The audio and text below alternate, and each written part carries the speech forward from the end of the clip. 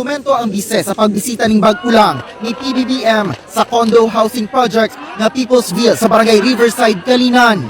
Yes, I know kasi project namin yan nung mayor ako, diba? So ayoko mag-comment sa kanyang pagbisita.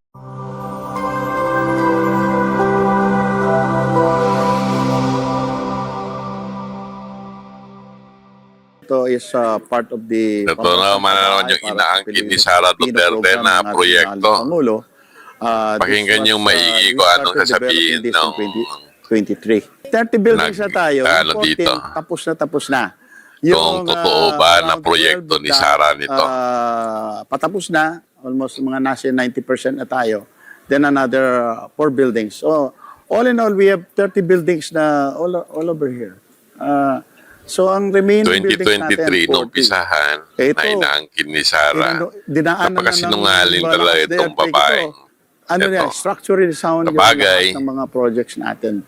Ano ba naman yung kapatid daw ng sinungaling? Eh di ba yung magnanakaw? Talagang gumawa ng Pinapakita niya lang niya, pinavalidate niya na siya talaga ay kawatan ng gobyerno. Sa mga mababang kita na kababayan natin na hindi kaya magkabahay kung hindi natin to sila tutulungan.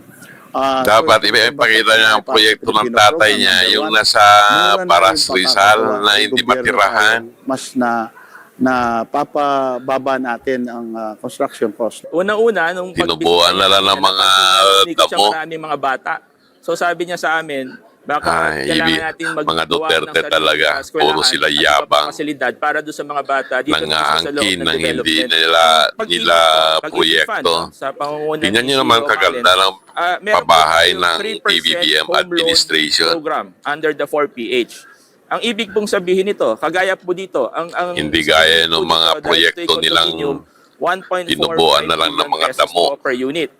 Pag may dalawa po tayong option, yung buyer po, na walang ayaw tirahan ng mga tao, na amortization, kasi walang tubig, mula simula hanggang dulo, equal yung hulog niya, walang 4,600 maayos na transportasyon. Pag hindi naman niya yung graduated, ibig sabihin, magsisimula muna ng mababa at unti-unti tataas. Tingnan nyo maigi kung gaano ka-kompleto yung mga proyekto ni PBBM. 2,300 pesos per month. So yun po yung epekto from mid-rise to high-rise na mga proyektong ginagawa nila. Sa mga bangko na nagbibigay ng mga home loan.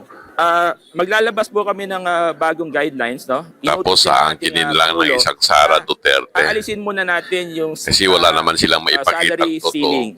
So magbibigay tayo ng period, no?